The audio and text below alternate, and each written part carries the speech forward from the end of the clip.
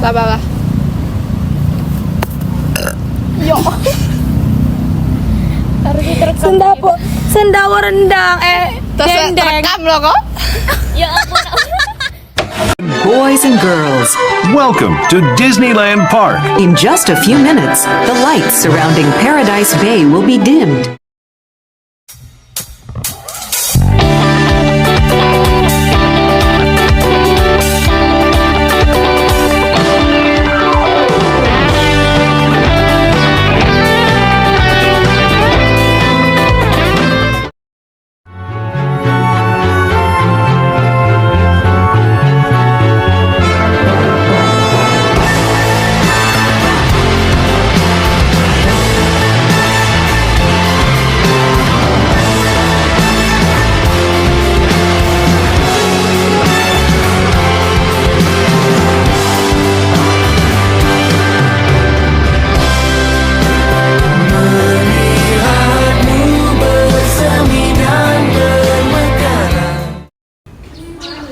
Tujuan kami membuat video ini adalah biar semua orang sadar bahwa korupsi adalah musuh bersama dan harus dilawan bersama-sama.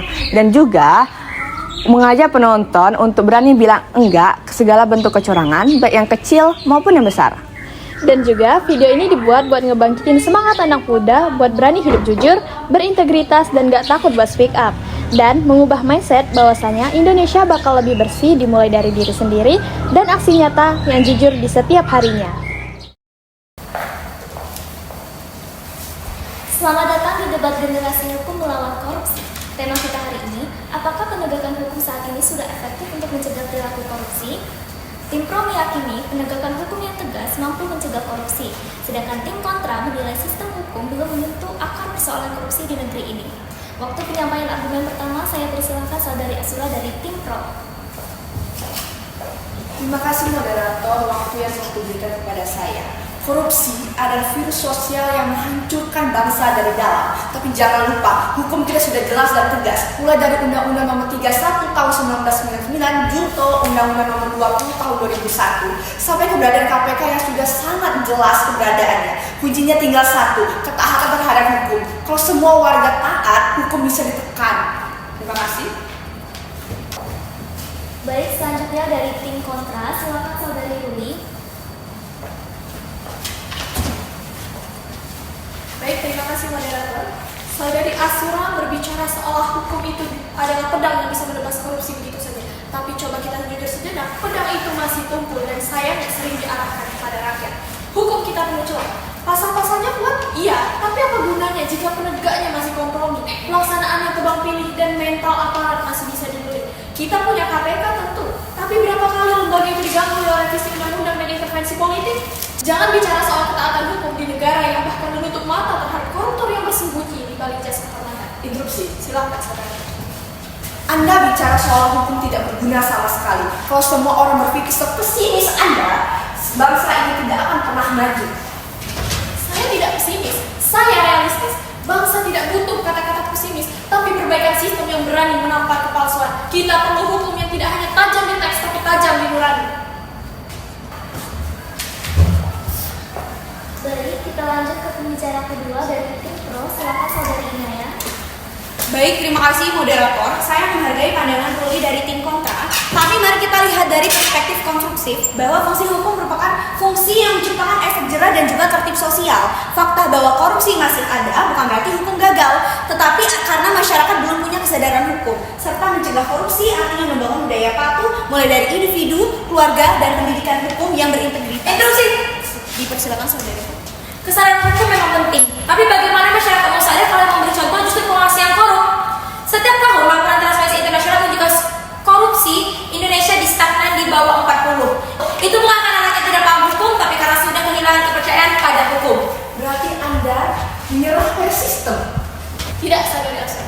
Kami tidak menyerah. Kami hanya ingin mengingatkan bahwa korupsi bukan sekedar pelanggaran hukum. Ini merupakan pelanggaran terhadap nurani bangsa. Selama pejabat merasa aman menilai uang rakyat, selama rakyat kecil dihukum berat sementara yang berjas melegal, maka hukum hanyalah panggung sandiwara tanpa keadilan. Tapi kalau begitu, seberapa darurat kondisi korupsi kita hari ini?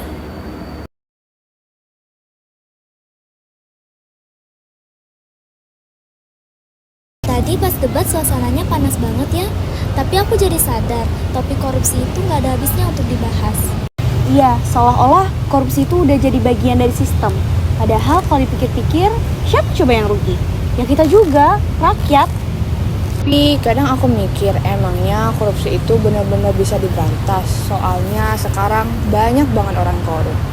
Pertanyaan bagus, Surah. Tapi coba bayangin, kalau semua orang berpikir kayak gitu, bukankah kita sedang membiarkan kejahatan itu menjadi budaya? Korupsi bukan cuma soal hukum yang lemah, tapi juga tentang mental yang menyerah. Tapi bukannya hukum sudah cukup tegas ya? Ada KPK, ada Undang-Undang Nomor 31 Tahun 1999, bahkan direvisi jadi Undang-Undang Nomor 20 Tahun 2001. Tegas di atas kertas, Surah. Tapi efektifkah di lapangan? Para koruptor masih bisa senyum saat sidang dan hukumannya bisa jadi ringan karena alasan kemanusiaan. Sementara rakyat kecil yang cuma nyolong ayam bisa dihukum begitu berat. Di situ aku ngelihat ketimpangan moral yang begitu parah. Berarti masalahnya bukan cuma dihukum, tapi soal gimana kejujuran orang yang ada di balik hukum itu. Nah itu poinnya, Cia. Kesejahteraan bangsa nggak akan lahir hanya dengan undang-undang aja, tapi dengan jiwa yang bersih dan berani menolak sogokan sekecil apapun itu. Kalau kita mau bikin kampanye tentang anti korupsi untuk setiap elemen masyarakat, kira-kira kita harus mulai dari mana? Mulai dari pengertian dulu kali ya? Iya, jadi korupsi itu penyalahgunaan kekuasaan atau jabatan untuk kepentingan pribadi. Bisa berupa uang, fasilitas, atau keputusan yang tidak adil. Dan tujuan pemberantasan korupsi itu untuk membangun pemerintahan bersih, mewujudkan keadilan, dan menciptakan kesejahteraan tanpa adanya kebocoran anggaran.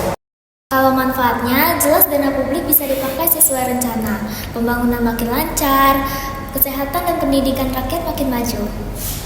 Tapi itu semua nggak akan terjadi kalau mentalnya masih buruk.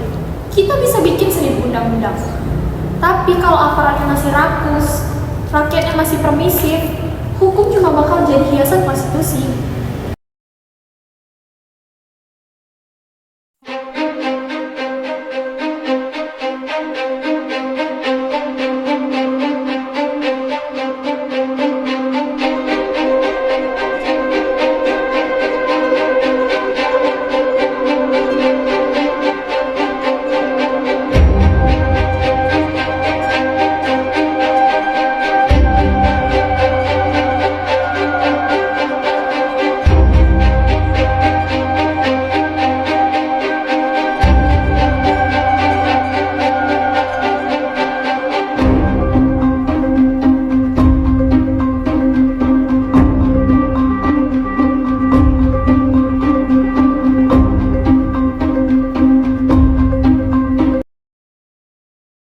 Kita semua tahu kalau korupsi itu jahat, tapi kita sendiri yang masih melakukan versi kecilnya, kayak mencontek, manipulasi absen, ya minta jalur belakang lah intinya. Bukannya itu sama aja? Benar, kalau kita mau memberantas korupsi, kita harus mulai dari diri kita sendiri, mulai dari hal kecil, dari sekarang. Korupsi tidak akan hilang hanya dengan vonis, tetapi dengan kesadaran kolektif bahwa kejujuran itu harga mati. Kesejahteraan bangsa bukan hanya milik mereka yang punya kuasa, tapi milik semua rakyat yang ingin hidup bersih. Ingat ini, korupsi bukan hanya sekedar pelanggaran hukum, tetapi pengkhianatan terhadap masa depan. Kalau kita biarkan, sama saja kita sedang merampas hak anak cucu kita nanti. Jangan tunggu jadi pejabat untuk berbuat jujur. Mulailah dari sekarang, seperti di ruang kelas, organisasi, ataupun setiap keputusan kecil yang menuntut kejujuran. Keadilan tidak akan turun dari langit. Ia harus diperjuangkan dengan tangan-tangan yang bersih. Mari kita lawan korupsi dengan pengetahuan, dengan keberanian, dan hati yang tidak akan bisa dibeli. Kita udah capek dengar janji, sekarang waktunya kita yang jaga integritas. Integritas bukan tren, tapi pilihan. Yang jujur nggak selalu menang cepat, tapi selalu menang bersih. Keren itu yang bukan bisa dimanipulasi, tapi yang disiplin. Iya. Debatnya boleh selesai, tapi perjuangan menjaga moralnya jangan sampai usai ya.